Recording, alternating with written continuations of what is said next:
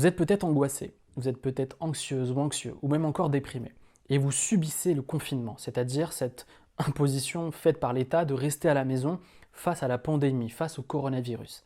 Et dans cette vidéo, ce que j'aimerais vous partager, c'est 5 méthodes totalement naturelles, totalement gratuites, qui peuvent vous aider à mieux gérer le confinement, à ne plus céder à la panique, à ne plus avoir peur, à ne pas tomber dans la déprime et la négativité. Et j'espère vraiment, moi ça m'a énormément aidé, ça a aidé beaucoup de gens de mon entourage. Et c'est pour ça que j'ai fait cette vidéo, c'est pour vous partager des solutions naturelles qui vont vous permettre d'affronter le confinement beaucoup plus sereinement. La méthode 1, c'est de prendre du bon temps pour soi. Prenez une tisane, allongez-vous sur votre canapé. Aujourd'hui, on va faire un moment agréable pour ce confinement.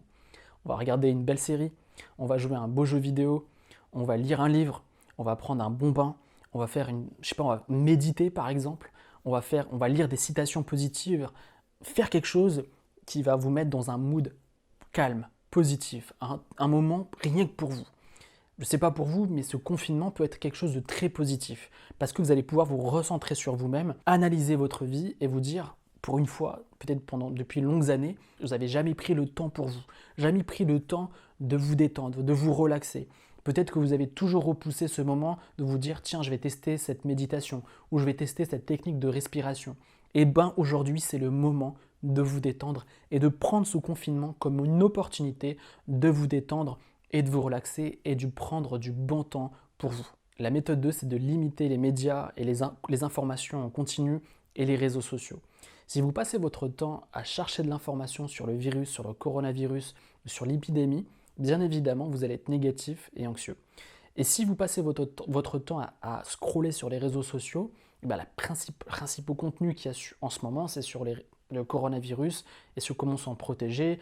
Bref, même encore des choses ultra négatives qui va vous provoquer plus d'angoisse, plus de négativité et plus de panique.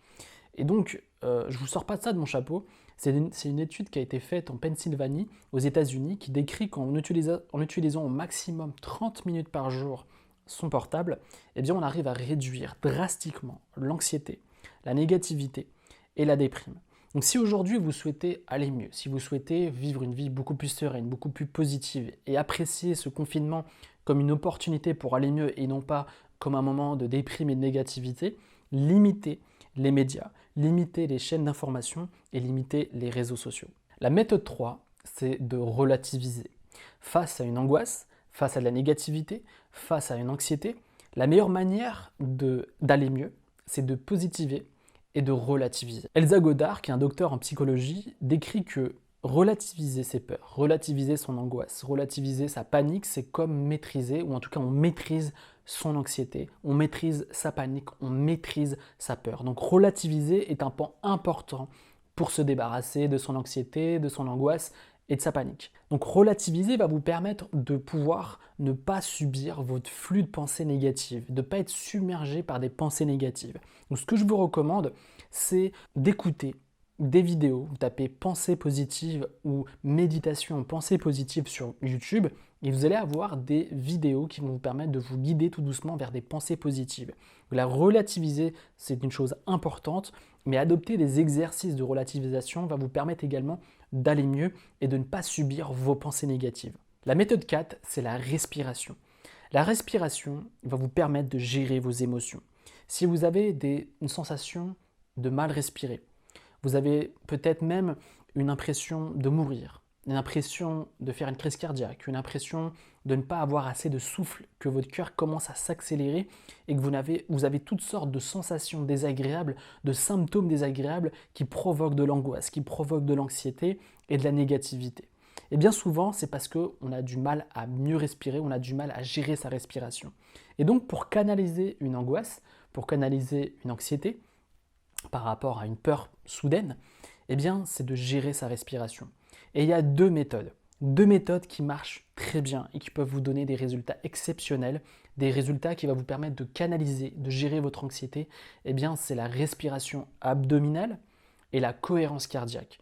Ces deux méthodes de respiration vont vous permettre de vous débarrasser de cette panique très rapidement. En quelques secondes, en moins de 60 secondes, vous pouvez gérer cette angoisse.